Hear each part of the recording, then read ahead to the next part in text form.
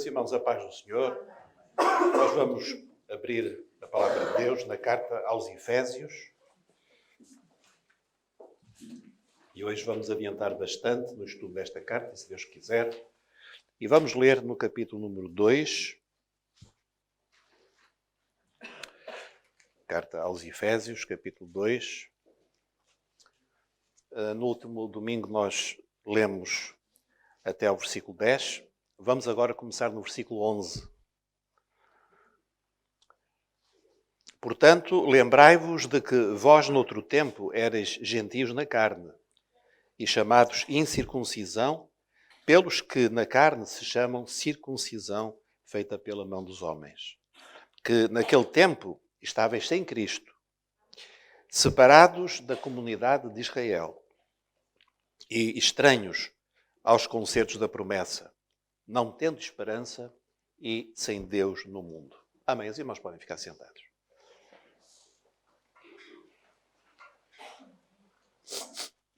Meus irmãos, nós vamos só recordar muito brevemente que do domingo passado nós falamos a respeito do processo da salvação, que é um tema, obviamente, extremamente importante. E nós vimos que o apóstolo Paulo, ele declara algumas coisas que são essenciais para o nosso conhecimento. Porque, irmãos, a salvação da nossa alma, da nossa vida, não é uma questão que possa ficar assim no ar para cada um dar uma opinião. É tão importante que nós temos de encontrar uma resposta, uma apresentação muito clara na palavra de Deus. Porque nós temos que ter certezas a este respeito. Podemos não ter certezas sobre outros assuntos, mas sobre este é absolutamente vital que cada um de nós saiba, primeiro, se pode ter certeza de salvação e em que se baseia esta certeza. Não pode ser num sentimento, eu sinto, não, tem que ser algo objetivo. Então Paulo, ele declara algumas coisas. Primeiro, que nós estávamos mortos nos nossos pecados. Mortos no sentido global, incluindo a morte espiritual e a morte, o destino da morte eterna. Este era o nosso estado antes de conhecermos a Cristo. Segundo, que a vida foi-nos dada em Cristo. E há uma coisa, irmãos, muito importante que eu creio que todos nós sabemos. Nenhum de nós tem vida em si mesmo, está certo? Nós não temos vida em nós mesmos. A vida é-nos dada. Nós não temos vida. Este aparelho aqui não tem vida. No entanto, ele está aqui a projetar alguma coisa. Porquê? Porque ele está ligado a uma rede, está a receber eletricidade, está a receber um sinal, etc. Mas ele em si mesmo não tem vida. Nós também não temos vida, irmãos. Então, se nós nos desligarmos de Deus, nós não temos vida. Então, como é que nós podemos ter vida? Se nós nos ligarmos a Cristo. É por Cristo que nós nos ligamos à vida. E é Cristo que nos dá vida. Não é a igreja que nos dá a vida. Os irmãos todos sabem isso, não é? Então, nós não somos salvos, nós não temos vida porque estamos na igreja, ou porque fomos batizados, ou porque... Não, é porque temos Cristo em nós. Cristo é a vida. Então o Evangelho de João diz assim: aquele que tem o Filho tem a vida. É tão simples, não é? As pessoas complicam muito. Aquele que é bonzinho tem a vida, aquele que é religioso tem a vida, aquele que vai à igreja tem a vida. Não, é aquele que tem Jesus. Jesus é a vida. E nele nós podemos ter a vida. Vamos dar um salto lá para o início. Havia no Jardim do Éden duas árvores. Uma era do conhecimento do bem e do mal. E a outra? A árvore da vida. Então nós, em Jesus, nós alimentamos-nos da árvore da vida. E nós temos vida em Jesus.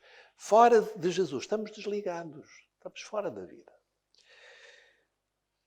Então Paulo também nos diz que a nossa identificação com Cristo é de tal ordem que nós estamos mortos nele na cruz, ressuscitados, podemos até acrescentar sepultados pelo batismo também, ressuscitados, temos uma vida nova em Cristo, estamos sentados nos lugares celestiais em Cristo.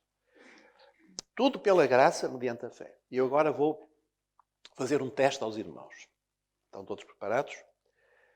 Efésios 2, 8. Porque pela graça sois salvos por meio da fé.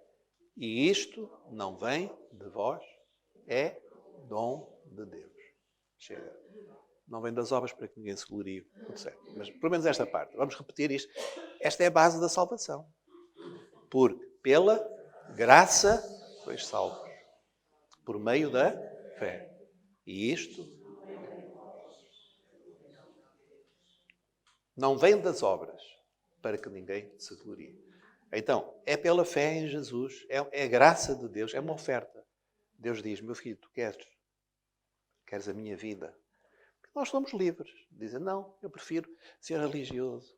Então pronto, segue lá no teu caminho. Não, eu prefiro salvar-me a mim mesmo. É como eu meter-me aqui em Matosinhos, lanço-me ao mar e perguntam assim, o senhor para onde é que vai? Não, vou para o Brasil. Pode ir. Se chegar ali um bocadinho, passar aquele paredão, está cheio de sorte. Há pessoas que se querem salvar a si mesmo. Não, eu cá me salvo, eu cá me salvo. Mas o senhor diz, tu queres que eu te salve? Se eu disser sim, ele dá-me a mão e ele leva-me ao destino eterno, que é a vida eterna. Amém? É tão simples, irmãos. Mas há tanta confusão sobre isto. Porquê é que há tanta confusão? Porque o adversário das nossas almas não quer que nós entendamos isto. Ele é um espírito de mentira e de confusão. Ele quer confundir as pessoas para que elas não entendam a simplicidade do Evangelho. Agora, irmãos, nós vamos falar hoje a respeito, a seguir, de reconciliação. E reconciliação com Deus, reconciliação com os irmãos. E vamos procurar entender isto. Ora, a seguir, a primeira coisa que nós vamos hoje falar é sobre um tema que talvez muitos irmãos não tenham muita consciência, que é a relação dos judeus com os gentios. O que são os gentios? São aqueles que não são judeus. É muito simples. Não é? Então, o mundo, para o judeu, divide-se em judeus e os não-judeus gentios. Temos que recuar agora, assim, 2000 anos atrás, lá ao tempo do apóstolo Paulo. Ele mesmo era um judeu. Era um judeu, antes de se converter a Cristo, era um judeu fervoroso, da seita mais estrita, mais fundamentalista daquele tempo, que eram os fariseus. Era um homem muito, muito dedicado, de tal maneira que quando ele viu os cristãos e viu que os cristãos estavam a colocar um outro caminho, que não o judaísmo, ele ganhou-lhes um ódio tal que começou a persegui-los. Esteve envolvido na morte de Estevão, provavelmente terá sido um dos autores morais da morte de Estevão, e passou a perseguir os cristãos como quase um dever religioso, até que ele encontrou Jesus. E a vida dele mudou completamente. Mas ele quer falar a respeito do ser judeu e ser gentio. Porque para nós hoje talvez não seja uma coisa tão relevante, mas naquele tempo um judeu relacionar-se com os gentios era um assunto muito complicado. Os judeus, infelizmente, eles ganharam uma espécie, uma soberba religiosa, que os levava a desprezar os que não eram judeus. Aliás, havia uma palavra muito depreciativa para designar os judeus, que era os cães, os gentios. Os cães. Então, os judeus consideravam os gentios os cães. Porquê? Porque eles comiam das coisas sujas, qualquer coisa comiam. E pelo contrário, os judeus não. Os judeus tinham uma religião pura, verdadeira. Então eles tinham esta soberba. Mas, de facto, os judeus tinham privilégios que mais ninguém tinha. Alianças que Deus fez. Que pactos é que Deus fez lá no passado que os judeus vieram a herdar? Lembram-se de alguns? Primeiro, com o pai da fé. Quem é? Abraão. Primeiro pacto. O Senhor disse, chamou e disse que iria fazer dele uma grande nação. E nele seriam benditas todos os povos da terra. Então, uma bênção muito grande que o Senhor tinha para Abraão.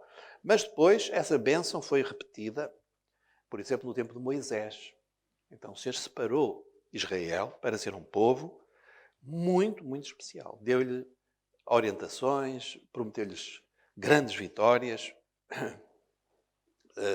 quando entraram na Terra Prometida, havia 2 montes, Ebal e Gerizim, que era o monte da bênção e da maldição.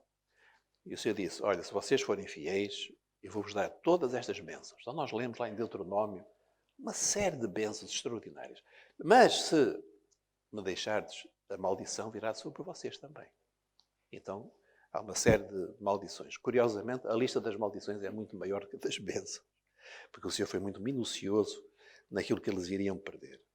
Então os judeus tinham direito à comunhão com Deus. Eles podiam entrar no templo. A glória de Deus estava ali sobre a arca. Tiveram os profetas que falaram da parte de Deus. Era um povo privilegiado. Mas quando o Messias deles veio, o que é que eles fizeram? Rejeitaram o Messias. E é algo incompreensível e trágico que aconteceu com os judeus. Os gentios não. Os gentios é como nós, a nossa história. Os gentios adoravam qualquer coisa. Viam o sol a brilhar, adoravam o Deus Sol. Viam um relâmpago que depois fazia muito barulho, adoravam aquele relâmpago. Viam um animal muito forte, adoravam o animal.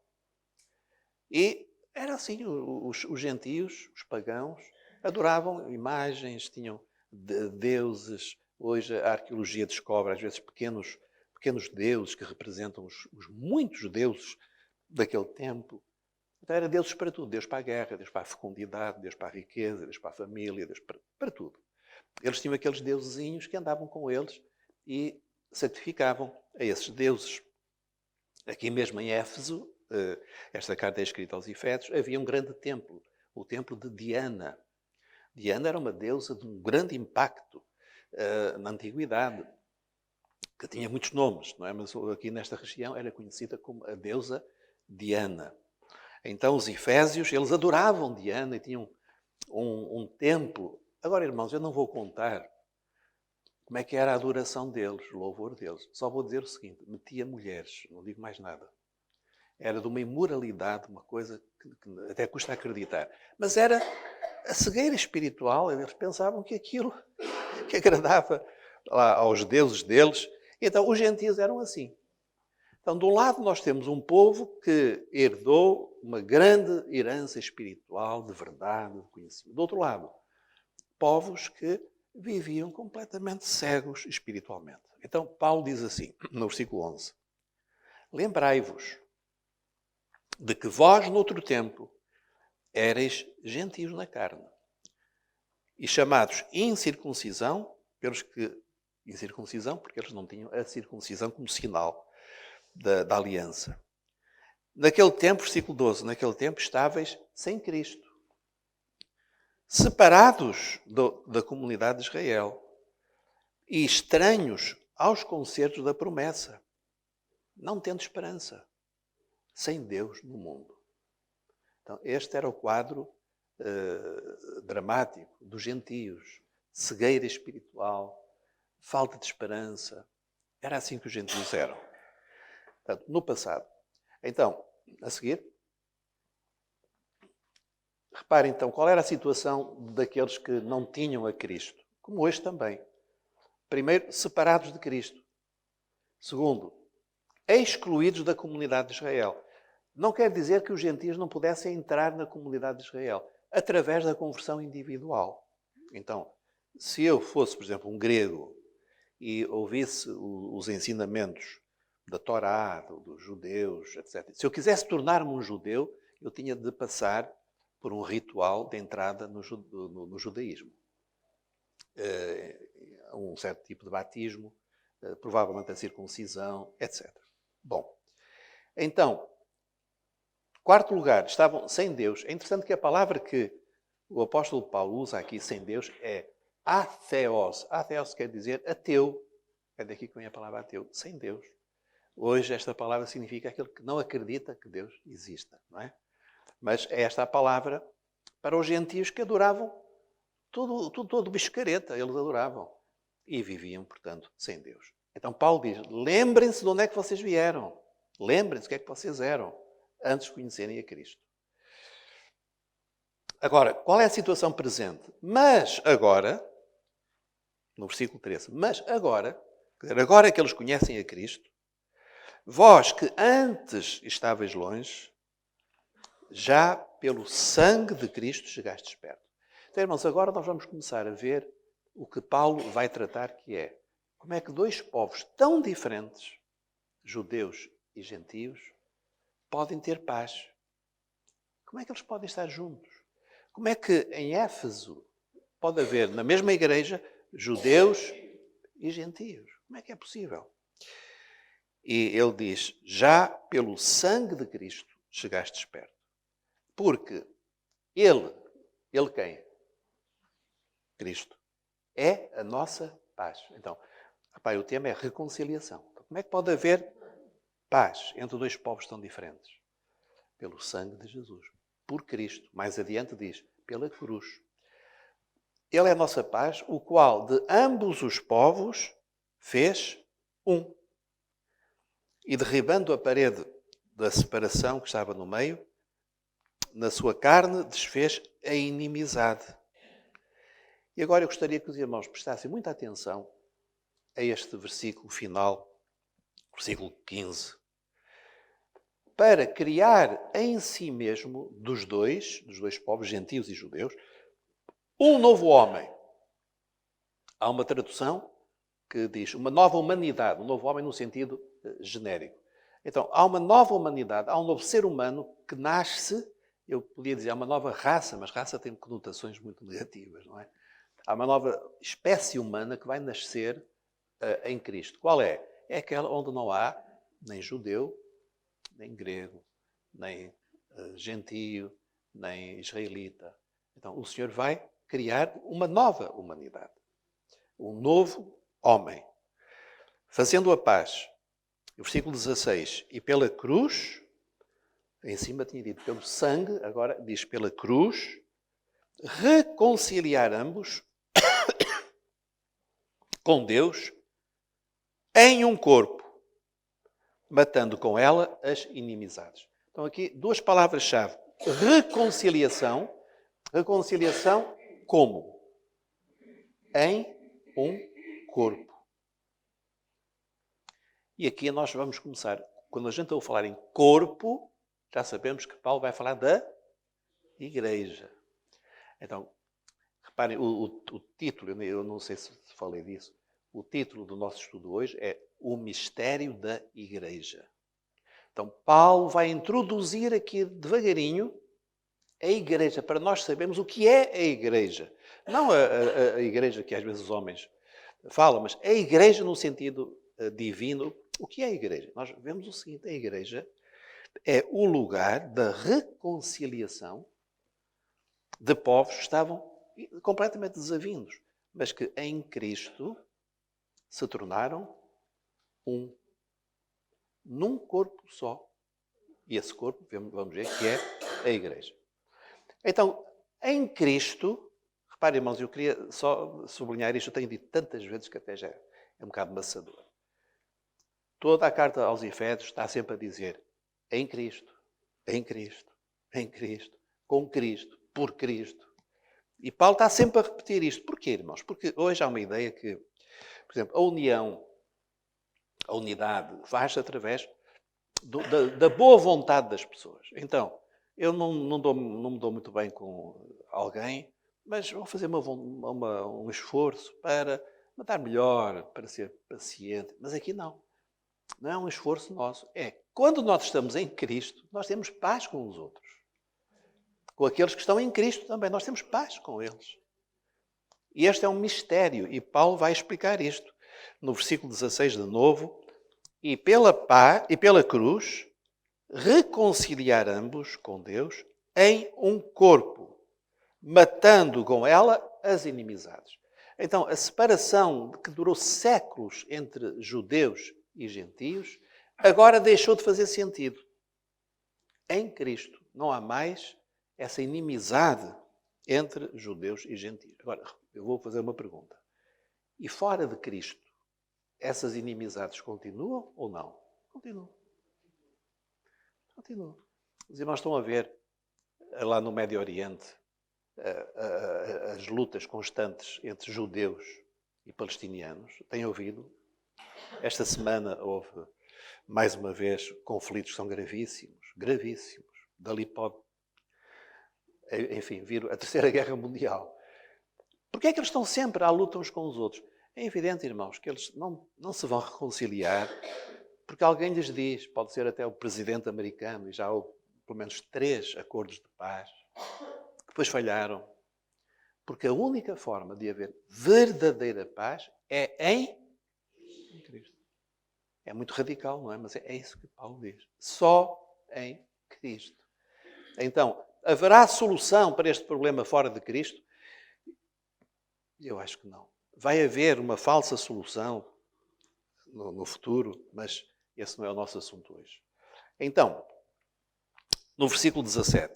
E vindo ele, Cristo, ele evangelizou a paz a vós que estáveis longe, portanto os gentios, e aos que estavam perto, os judeus. Porque por ele, então agora vamos ver os benefícios de estarmos em Cristo. Temos acesso ao Pai pelo mesmo Espírito. Então, eu tenho irmãos que são judeus. Aliás, eu já estive em Israel, em igrejas iguais à nossa. Não são iguais no sentido exatamente igual, mas são a mesma palavra. Já preguei lá. São irmãos nossos. São judeus? São. Mas são nossos irmãos. Porquê? Porque temos acesso ao Pai pelo mesmo Espírito. É o mesmo Espírito que fala com eles, é o mesmo Espírito que fala connosco. A Bíblia que eles leem é a mesma Bíblia que nós lemos. O mesmo Cristo que os salvou é o mesmo Cristo que nos salvou a nós também. Então nós pertencemos à mesma família. O que é uma coisa extraordinária. Como é que pode haver uma família constituída por gente tão diferente? Mas nós somos a mesma família. E é um sentimento muito estranho, irmãos. Nós às vezes, aqui há não sei se foi ano passado, eu ia com a minha mulher, não sei se era na Alemanha ou em outro sítio qualquer, e encontramos 2 meninas a evangelizar. Foi na Alemanha. Na rua, elas estavam com um cartaz a oferecer o Novo Testamento às pessoas e a evangelizar. Eu senti-me tão feliz por ver aquelas 2 irmãs. E elas nem eram bem alemãs, acho que eram coreanas ou coisa assim. E eu falei um bocadinho com elas e nós dissemos, olha, nós somos vossos irmãos. E elas ficaram tão felizes também.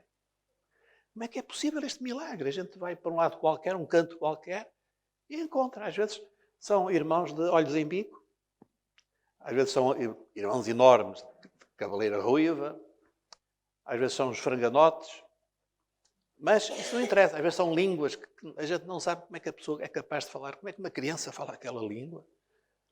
Mas somos a mesma família. Isto é um milagre, irmãos. É um milagre que a política nunca conseguiu fazer. O ideal comunista é um ideal bom. Os irmãos não olham para mim assim. É um ideal bom. Igualar as pessoas todos são iguais, vamos todos ser irmãos. Mas não funciona, meus irmãos. Então, porque não funciona espontaneamente, eles acharam que tinha que ser à força. Guerras em cima, prisões, mortes, fomes. É a história do comunismo do século XX. Meus irmãos, mas nós não temos nenhuma imposição, porque o que nós temos em nós é um Espírito, que é o Espírito de Cristo. O Espírito Santo está em nós. Outra coisa que Paulo diz, e nós somos, no versículo 20, edificados sobre o fundamento dos apóstolos e dos profetas. Então agora ele compara uma construção. Nós somos uma construção, há uma construção que está a ser construída, há um edifício que está a ser construído, que está baseado, está fundado nos mesmos fundamentos. Quais são os fundamentos? Irmãos, Jesus falou com Pedro. Quem dizem os homens que eu sou? E depois Pedro disse, tu és o Cristo, o Filho do Deus vivo. O que é que Jesus disse? Sobre esta pedra edificarei a minha igreja. Quem é a pedra? Não me digam que é Pedro, coitadinho. A pedra é Cristo. Cristo é a pedra. Então nós estamos edificados sobre o mesmo fundamento, que é o fundamento dos apóstolos e dos profetas, que lançaram a pedra que é Cristo. Eles disseram, Pedro diz, em Atos capítulo 4, não há outro nome no céu, na terra, debaixo da terra, pelo qual possamos ser salvos, a não ser o nome de Jesus. Este é o fundamento. Se alguém vos disser, o apóstolo Paulo escreve aos Gálatas, se alguém disser que há outro evangelho, seja anátema, é mentira. O único evangelho é este, salvação por Jesus. Este é o fundamento. No qual todo o edifício, versículo 21, bem ajustado, cresce para templo santo no Senhor. Então, esta é outra imagem da igreja. O que é a igreja? É um corpo, mas é também um templo. E nós, o apóstolo Pedro diz, nós somos as pedras vivas. Então, aqui, a irmã Antonieta é uma pedra viva da igreja. A irmã sabia? Eu sei que sabia. Não é? Somos apenas pedras. Juntamos-nos todos e o Senhor está a construir um enorme edifício, que é a sua igreja. É uma imagem. No qual, versículo 22, também vós, juntamente, sois edificados para morada de Deus em Espírito. Então, a seguir, este é o segredo. Havia dois povos distintos, os judeus e os gentios, mas agora, no corpo, na igreja, pela fé em Jesus, nasce um novo homem. Então, hoje, não interessa se o irmão é judeu ou se é gentio. Aliás, eu digo já que todos os portugueses têm uma boa percentagem de judeu, de mouro, não é? E depois andou para aqui muita gente no passado. Isso não interessa para nada, para Deus não interessa nada. A questão é que nós somos agora um novo homem, nascemos de novo, temos o Espírito em nós. Em Cristo, a Igreja é o lugar da reconciliação entre judeus, gentios e toda a espécie de gente. Nós estamos reconciliados, temos paz em Jesus. Agora vou abrir um parênteses. É por isso, irmãos, que nós não podemos andar à bulha uns com os outros. Porque é completamente contraditório. Imagina se eu agora vou começar aqui a discutir com o irmão Samuel e começar a não lhe dar a paz do Senhor. Samuel é muito... falou mal de mim e tal, eu não gosto dele. Irmãos, isso é uma coisa absurda. Na Igreja de Jesus, que é o lugar da reconciliação, eu ter problemas com irmãos é uma coisa que não faz nenhum sentido. E é por isso que a palavra de Deus, ela condena muito coisas que parecem simples, como dizer mal dos outros. Não podemos fazer isso, irmãos. Não podemos fazer. Temos de perdoar os irmãos. Até porque nós não somos muito melhores do que os outros. Temos de ter cuidado para não estar a agredir as pessoas, a causar confusões. Há aquelas pessoas que gostam de grupinhos. Eu sou deste grupinho. Não, eu sou daquele. O meu grupinho é este. Eu telefono, eu falo, eu critico. Eu não murmuro, eu não tenho espírito de murmuração. Eu tenho espírito de crítica. Eu gosto de criticar os outros, avaliar os outros. Eu sou muito crítico. Irmãos, vamos deixar-nos essas coisas. A igreja é lugar de reconciliação. Então, se um judeu era capaz de estar em paz com um gentio, nós não podemos estar em paz uns com os outros. Então, muito cuidado para que não haja divisões. Essas divisões são carnais, são malignas e devem ser combatidas a todo custo. Muito bem, fechar parênteses. Vamos continuar. Agora, irmãos, há uma pergunta que às vezes nos fazem e que eu queria explicar aos irmãos. Como é que os judeus são salvos? E eu vou dizer isto porque às vezes há irmãos que gostam tanto de Israel, da cultura de Israel, das festas de Israel, dos costumes de Israel, tornam-se especialistas em Israel. E querem importar aquilo que é de Israel para dentro da igreja. Nós aqui não temos muito essa noção, mas há muitas igrejas por aí fora, por exemplo, no Brasil há muitas, que têm símbolos de Israel na igreja. Tem a bandeira de Israel, tem o candelabro, tem a estrela de Davi. E até há uma grande igreja do Brasil, que está aqui em Portugal, mas não está tão forte como lá, chamada Igreja Universal do Reino de Deus, em que os líderes vestiram-se. Houve uma construção de um templo, um grande templo que eles construíram em São Paulo, construíram um templo chamado Templo de Salomão. O Salomão já começa... Bom, e então eles vestiram-se todos de sacerdotes do Antigo Testamento. Deixaram crescer as barbas, vestiram uma roupa especial e fizeram aquilo. Irmãos, eu até nem sou contra essa igreja. Tem umas coisas um bocado esquisitas. Mas lá no meio vão falando de Jesus e o povo vai ouvindo a verdade, às vezes misturada com muita coisa. Mas não estou a criticar a igreja, estou a dizer o seguinte. Nós não podemos pensar que quando os judeus deixaram o judaísmo para chegarem a Cristo e se tornar uma nova humanidade, nós agora vamos tornar-nos judeus. Nós agora vamos imitar, vamos trazer para dentro da igreja os costumes judaicos, os aspectos, as festas judaicas. Bem, irmãos, as festas judaicas eram profecias que 4 delas já se cumpriram. Falta cumprir 3 ainda. A Páscoa era uma dessas festas. Mas como é que ela foi cumprida? Nós sabemos. Pela morte e ressurreição de Jesus. Pentecostes era outra festa. Foi cumprida com o quê? O derramamento do Espírito Santo. Então não faz sentido, irmãos. Eu já estive em várias igrejas, são irmãos nossos, mas com muita ignorância. Com bandeiras de Israel, viva Israel. E há pessoas que acham que os judeus têm um caminho à parte de salvação. Eu no outro dia falava com uma senhora que dizia, os judeus, Deus tem um pacto especial com os judeus, eles têm uma salvação diferente de nós. Dizem, o quê? Tem uma salvação diferente de nós? Então, Cristo morreu pelo mundo, mas pelos judeus não, tem um caminho diferente. Meus irmãos, se nós amamos os judeus e amamos Israel, e eu digo aos irmãos, nós precisamos de orar por Israel, porque ali trava-se um enorme conflito espiritual que tem a ver com a segunda vinda de Jesus. Já temos falado sobre isso e não é nosso assunto agora. E a palavra de Deus diz num salmo, orai pela paz de Jerusalém. Se nós orarmos pela paz de Jerusalém, estamos a orar pela vinda daquele que é o príncipe da paz, que é Jesus. Ele é o príncipe da paz. E ele vai voltar e vai trazer a paz. Mas isso é outra questão. Porque se nós amamos os judeus, qual é a melhor forma de nós amarmos os judeus? Eu vou citar um pastor judeu.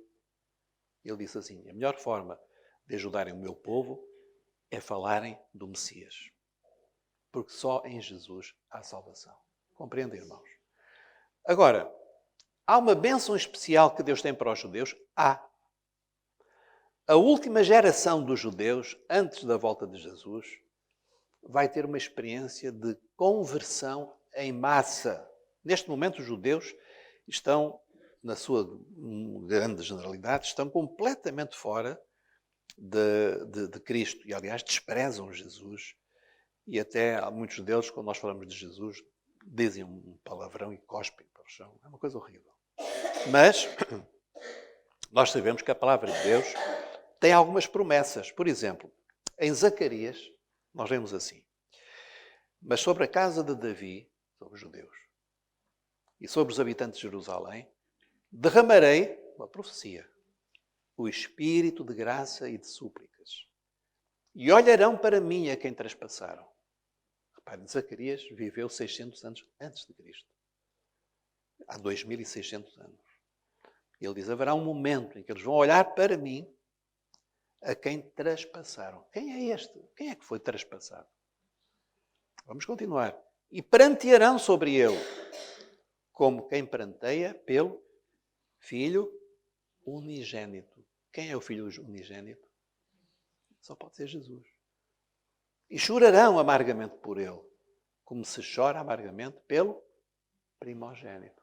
Unigênito e primogênito.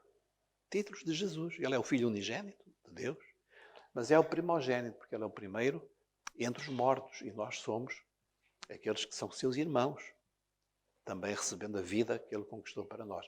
Então, Zacarias está a dizer o seguinte, vai haver um momento em que os judeus, o véu que está sobre os seus olhos vai ser tirado, eles vão olhar para a cruz, vão ver Jesus, quer dizer, vão entender quem é Jesus, vão aceitá-lo como o seu Messias e chorarão. Porquê é que eles vão chorar tão amargamente?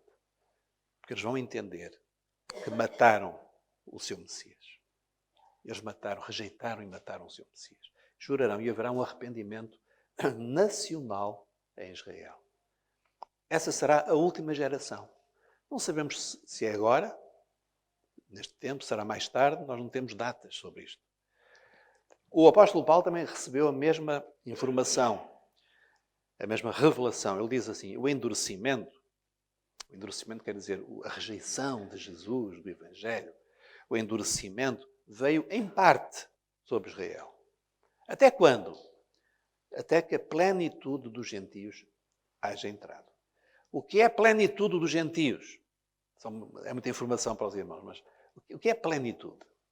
Plenitude é até o número estar cheio, completo. Alguém sabe quantos são aqueles que se vão salvar? Alguém sabe? Alguém sabe dos gentios quantos é que se vão salvar? Eu sei, é 2.540.000. Não sei, ninguém sabe. Mas Deus sabe. Deus sabe. E o número dos salvos está a aumentar, cada dia, mais milhares, milhares e milhares e milhares. No nosso tempo, milhares estão a converter-se em todo o mundo. Todo o mundo. Irmãos, o que está acontecendo no mundo é algo extraordinário. Milhares e milhares estão a converter-se. Mas há um dia em que o último se vai converter. Quando o último se converter, é atingida a plenitude. A plenitude. Atingiu-se a plenitude. E nesse momento, Deus vai olhar, não mais para a igreja, porque a igreja vai ser levada, não é? Mas vai olhar para os judeus. E lemos o seguinte, o Espírito Santo vai ser derramado sobre os judeus e todo Israel será salvo. Isto é, toda aquela geração, a última geração, vai converter-se a Jesus e vai aceitar o seu Messias. Esta é a profecia, irmãos. Nós não vamos vê-la, porque antes disso, se a plenitude dos gentios tiver entrado, nós que somos gentios, nós iremos partir no arrebatamento da igreja. Mas é uma profecia para os judeus. Então, vamos recapitular. Como é que os judeus se salvam? Pela mesma maneira que eu também me salvo, e os irmãos também. É pelo Messias que é Cristo. Não há outra salvação. Agora, há uma bênção especial ainda para os judeus? Há. Porque antes da vinda de Jesus, nos últimos momentos, eles vão entender quem é Jesus e haverá uma conversão em massa dos judeus. Esta é uma bênção que Deus tem por amor aos seus servos, por amor a Abraão, por amor a Davi, Moisés, por amor aos seus filhos fiéis. Deus vai dar essa bênção e todo Israel se converterá. Essa última geração. Muito bem. Então, irmãos, a seguir nós vamos falar sobre este mistério. O mistério da igreja, não é? O mistério da igreja. Vamos ler aqui este texto. Efésios 3. Por isso, quando ledes, podeis perceber a minha compreensão do mistério de Cristo. Paulo está a dizer o seguinte. Ao lerem esta carta, vocês estão a entender que eu tive uma compreensão muito especial de um mistério. Eu queria só que os irmãos compreendessem o que é mistério. Eu já disse aqui várias vezes o que é um mistério na Bíblia.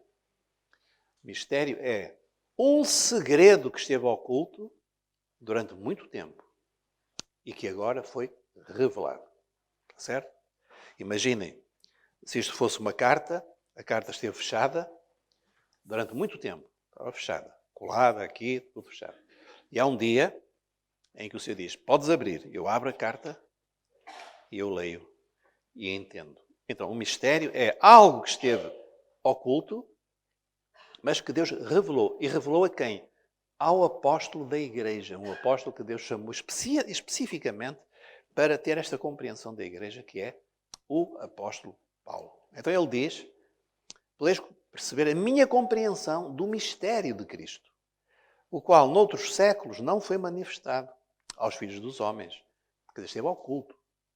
Como agora tem sido revelado pelo Espírito aos seus santos apóstolos e profetas. A saber, qual é o mistério? Qual foi este mistério? Qual foi este segredo que Paulo recebeu a revelação? Que os gentios são co-herdeiros e de um mesmo corpo e participantes da promessa em Cristo pelo Evangelho. Quando Paulo falou isto aos judeus, os judeus ficaram furiosos. Ele foi preso, foi espancado, quiseram matá-lo. Porque os judeus não podiam de maneira nenhuma aceitar isto. O quê?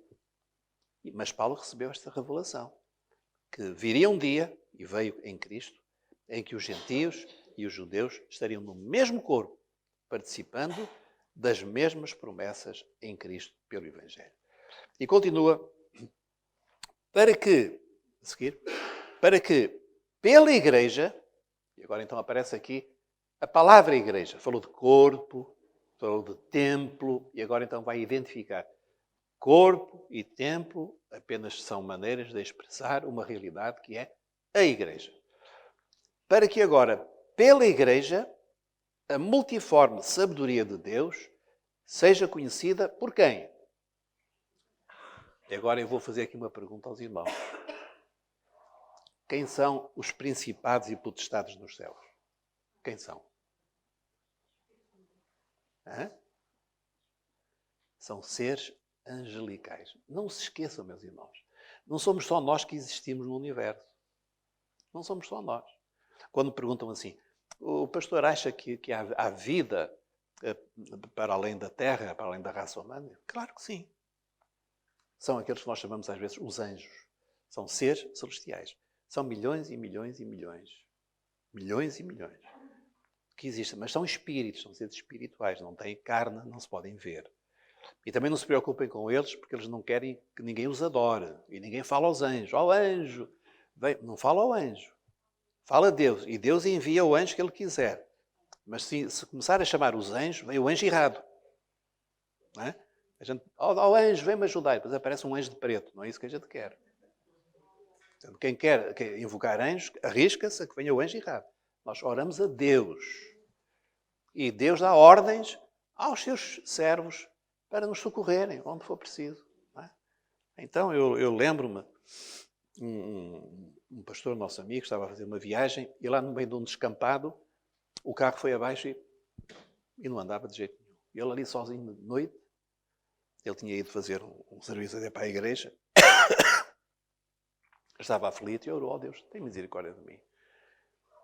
E viu chegar-se assim um senhor que lhe perguntou, posso ajudá-lo? Olha, eu estou com um problema aqui no carro e tal. Deixe-me ver. Abra o capô. Ele abriu. Não, mas não adianta que eu já estive a ver. E esse pastor até é engenheiro. Eu já estive a ver, e não funciona. Não, mas vamos ver. Ora, sente-se lá no lugar e volta a ligar. O nosso irmão voltou a ligar e o carro arrancou. O pastor nem queria acreditar. Saiu do carro para agradecer o homem. Onde é que ele estava? Desapareceu. Não estava lá nenhum homem. Meus irmãos, então nós sabemos que Deus envia os seus anjos. Em Hebreus diz assim, eles são espíritos ministradores, quer dizer, são servos, enviados em favor daqueles que hão de herdar a salvação. Então, os anjos existem. Existem poderes, existem potestades, quer dizer, poder, principados angelicais, existem. E agora nós estamos a ler o seguinte.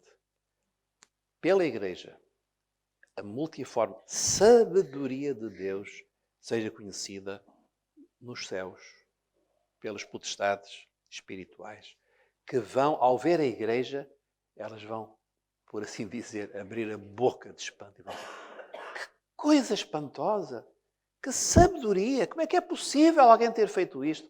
E o nome do Senhor vai ser grandemente glorificado.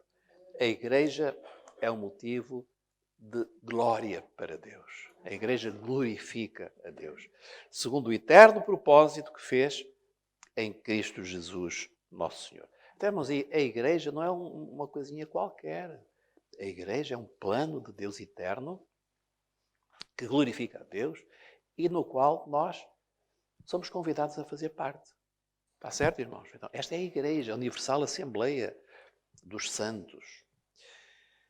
E é este o nosso tema, irmãos, a reconciliação. Reconciliação, salvação pessoal, a minha reconciliação com Deus. Mas também a minha reconciliação, a nossa reconciliação com todos os outros e os nossos irmãos. E desta reconciliação nasce a Igreja. Que coisa maravilhosa. A Igreja é algo maravilhoso. Não estou a falar das igrejas locais, não é isso que eu estou a falar. Estou a falar da Igreja Universal, a Igreja, criação do nosso Deus. Amém? 3 perguntas muito simples. Primeiro, como podemos ser salvos? Só para recordar. Primeira hipótese, pela graça de Deus. Segunda, pela graça de Deus acrescentada às nossas obras. Terceiro, pela graça de Deus mediante a nossa fé. 1, 2 ou 3? 3. É pela graça, mas falta uma coisa. A fé. É pela graça, mas se eu não aceitar, a graça não tem efeito em mim. Não é? Então, pela graça mediante a fé. Segunda pergunta. Em que consiste o mistério da Igreja? Juntar num só corpo judeus e gentios. Integrar os gentios na nação de Israel. Os gentios passam a ser judeus também. Ou levar os judeus a abandonar a sua nacionalidade. Esqueçam lá que são judeus. 1, 2 ou 3? 1. Juntar num só corpo judeus e gentios. E a última pergunta. Como é que Deus opera reconciliação entre judeus e gentios? Abolindo as diferenças entre eles, pelo amor ou pela cruz, pelo sangue de Jesus. 3. Está lá chapadinho nos versículos, não é? Então, a reconciliação não é um esforço que a gente faz. Eu vou amar aquela pessoa, ela é tão diferente de mim. Nós não vamos lá assim. É por um milagre que Deus opera, pela cruz e pelo sangue de Jesus. Amém? Então nós iremos continuar. Já estão a ver os irmãos que nós avançamos já para o próximo estudo, eu não sei quando será. Nós iremos entrar na segunda parte desta carta, que é o capítulo 4. Vamos, irmãos, ficar de pé.